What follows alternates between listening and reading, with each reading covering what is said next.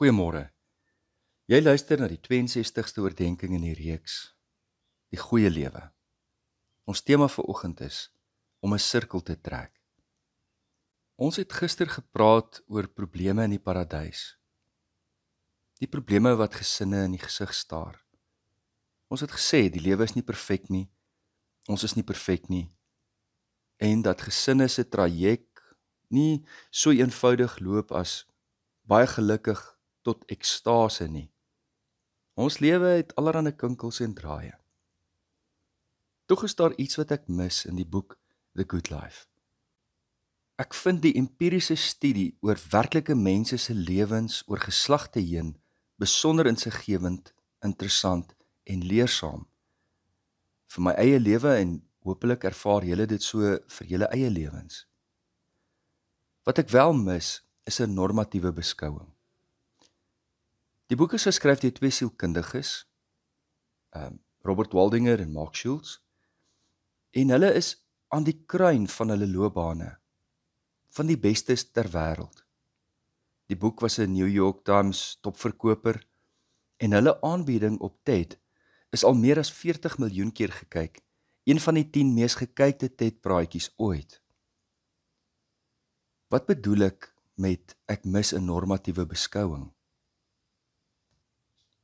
In die raad wat hulle gee, strategie wat hulle voorstel en oplossings vir probleme in gesinne, ervaar ek tog die hele tyd nog dat dit 'n bietjie aan die dun kant is.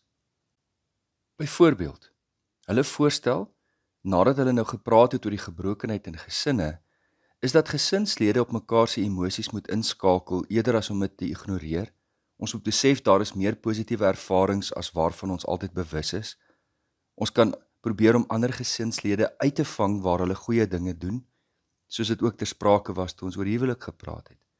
Leef meer bewus. Vra jouself af, wat is daar van my verhouding met hierdie ander persoon waarvan ek nog nooit bewus geraak het nie? En dan voeg hulle by, jy mag dalk verras wees oor wat jy ontdek van die ander persoon. Ek dink is goeie raad. Ek sou dit vir enigiemand aanbeveel. Maar, weer eens, ek mis 'n normatiewe perspektief. Op watter beginsels is 'n huwelik en gesin gebaseer?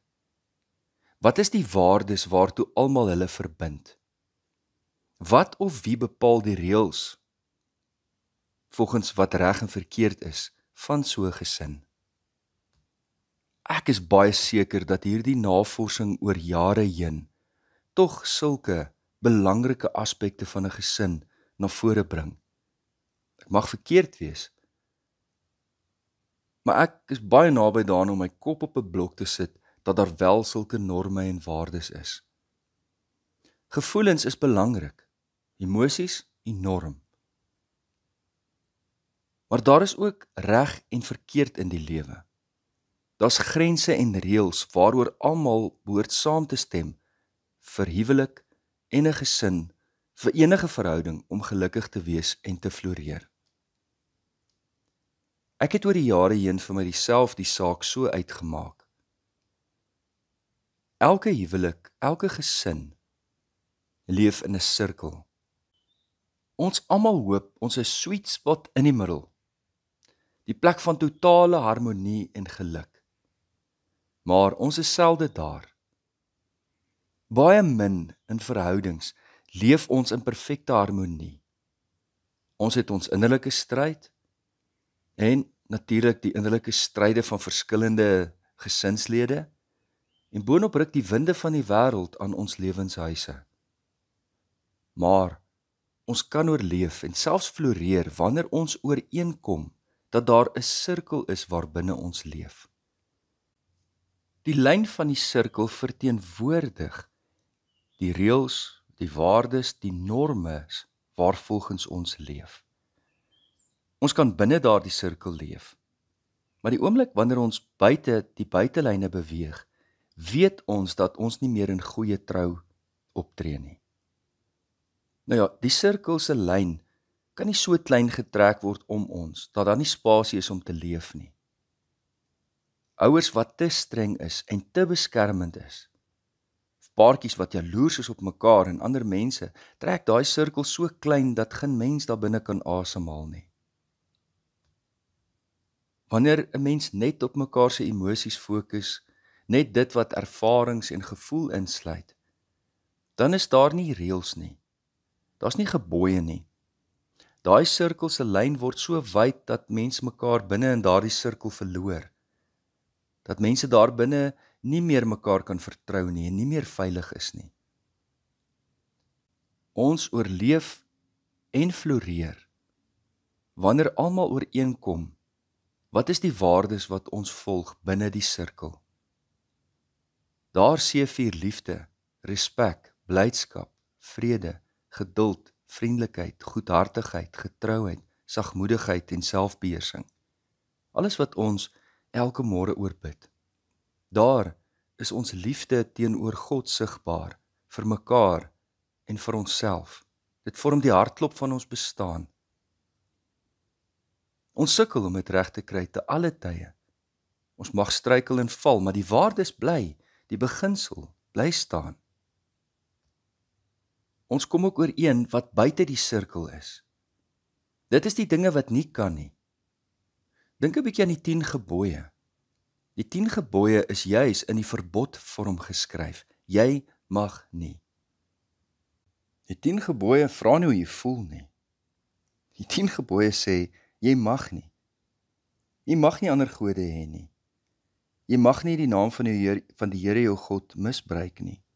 Jy mag nie die Sabbatdag ontheilig nie. Eer jou vader en jou moeder. En dan volg daar, jy mag nie moord pleeg nie. Jy mag nie egbreek pleeg nie. Jy mag nie steel nie. Jy mag nie vals getuig teen jou naaste nie. Jy mag nie jou naaste se besittings begeer nie. In Galasiërs 5 vers 19 tot 21 noem Paulus ook 'n lys van dinge wat buite die sirkel is. Onsedelikheid, onreinheid, losbandigheid, afgodery, towery, vyandskap, twis, jaloesie, woede, selfsug, tweespalt, skeuring, afguns, dronkenskap, gevuif en al sulke dinge. Hoekom is die sirkel belangrik? Wanneer gesinslede by mekaar is en hulle moet met mekaar praat oor hulle emosies en hoe jy voel, kan niemand oor hulle emosies praat as een van die gesinslede afgekraak word, verskree word, mishandel word, gemanipuleer word nie. Hoe wil my pa of my ma vir my leer wat reg en verkeerd is, as ek hulle elke naweek dronk sien by die huis? Hulle nie beheer uitoefen oor die impulse wat hulle dryf nie. Hoe wil 'n pa vir sy kind leer wat reg en verkeerd is, maar sy foon is 'n ensiklopedie van ontoepaslike foto's en vuil grappe?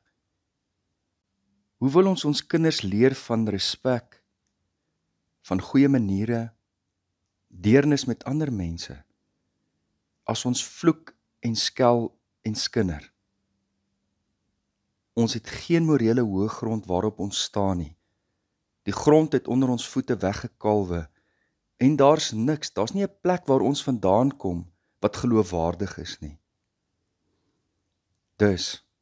Dis goed om oor emosies te praat, dis goed om in 'n sirkel te sit, mekaar se hande vas te hou. Maar dan moet ons duidelikheid hê oor waar lê die grense van die sirkel waarbinne ons leef. Emosies en gevoelens is belangrik, maar reëls, waardes en beginsels vorm die sirkel waarbinne ons almal veilig is, waar ons almal geborgenheid ervaar, en waar ons weet die toekoms is nie onseker nie. Ons weet waarvoor ons staan, en ons weet waar ons met mekaar staan.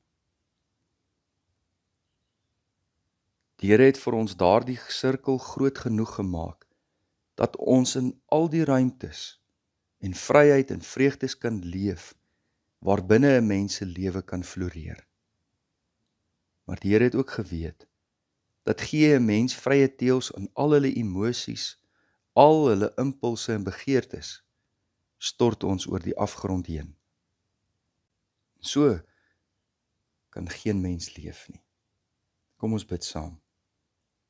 Hemelse Vader, ons vra dat U ons sal vul met U Heilige Gees, dat ons die vrug van U Gees in ons lewe sal bly inoefen, om lief te hê, om blymoedig te leef, vrede te maak, geduldig te wees, vriendelik te bly, goedhartig te wees, getrou te wees, sagmoedig op te tree en met selfbeheersing.